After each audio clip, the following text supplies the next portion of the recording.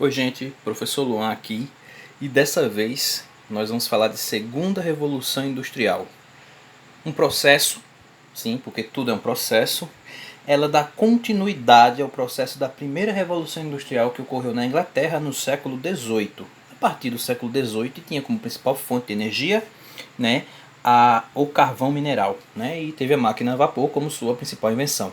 Dessa vez, a segunda revolução industrial, ela vai se expandir para outros países, sobretudo a própria Inglaterra, que já tinha iniciado o processo de revolução, a França, a Alemanha, que desponta como uma nação unificada no século XIX, os Estados Unidos e o Japão, sobretudo.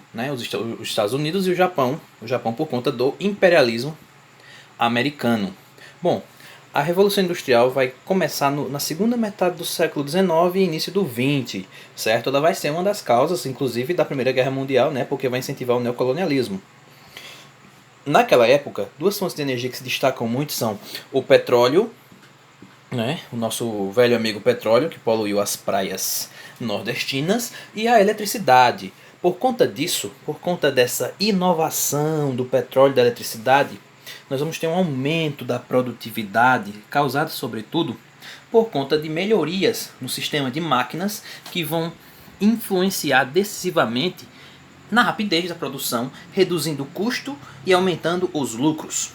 E isso também vai aumentar a jornada de trabalho, porque não vai ter mais uma clara distinção entre dia e noite devido ao uso de lâmpadas. Sim, as lâmpadas empregadas no trabalho vão ser extremamente importantes, pois vão tirar aquela noção de que o dia acabou quando escureceu. Os empregados agora podem trabalhar mais tempo. Bom, por conta disso nós vamos ter também uma evolução no sistema de transporte. E o sistema de transporte mais efetivo daquele período vai gerar veículos que são usados até hoje, como o carro. Os nossos navios vão circular de forma mais eficiente. E os aviões, o avião vai surgir no período lá no início do século XX, os aviões. Tudo isso por conta do motor a combustão, grande invenção desse período que vai possibilitar muitas transformações no processo. E nós estamos falando de uma revolução industrial. A revolução industrial ela deve ser algo que se reverbere, deve ser algo que possa ser amplamente utilizado em várias áreas.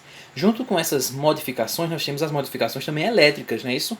Os sistemas de comunicação vão ser mais eficientes, com o surgimento sobretudo do telégrafo, que vai facilitar a comunicação, o nosso amigo telefone, que já começa a ser disseminado, e o rádio. O rádio vai ser o meio de comunicação mais importante desse período, junto com o telégrafo, que vai transmitir mensagens de um lado ao outro do oceano.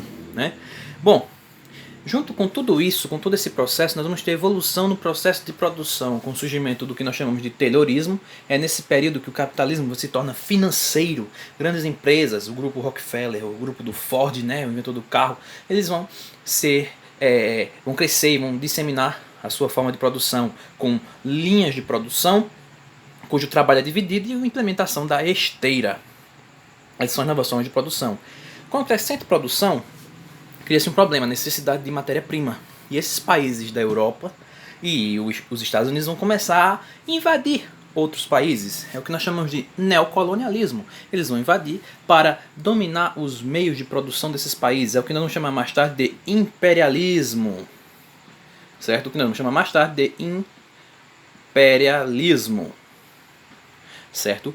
Então, nesse período, eles vão invadir outros países, vão partilhar a África e a Ásia, vão modificar isso, vão transformá-los em colônias, em protetorados e vão influenciar. Mais tarde, Itália e Alemanha também vão entrar na disputa, ocasionando a Primeira Guerra Mundial por conta desses territórios. Eles também queriam um pedacinho do mundo para eles. Mas o que mais se destaca nesse período, além de tudo isso, são as organizações sindicais.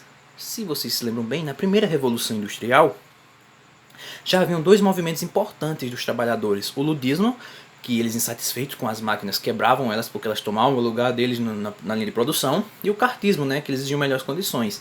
Nesse período nós temos organizações sindicais e a criação das primeiras leis trabalhistas pelo mundo. Estamos falando do início do século XX. Claro que o Brasil só criaria leis trabalhistas depois, já na era Vargas, para vocês terem uma ideia. Então, a Revolução Industrial ela vai modificar essa mudança em 100 anos da Revolução Industrial, ela vai causar uma modificação total na sociedade. A sociedade vai crescer, vai haver um aumento populacional. Como a gente vê aqui no nosso mapa, a transformação foi muito ampla. Então, é isso.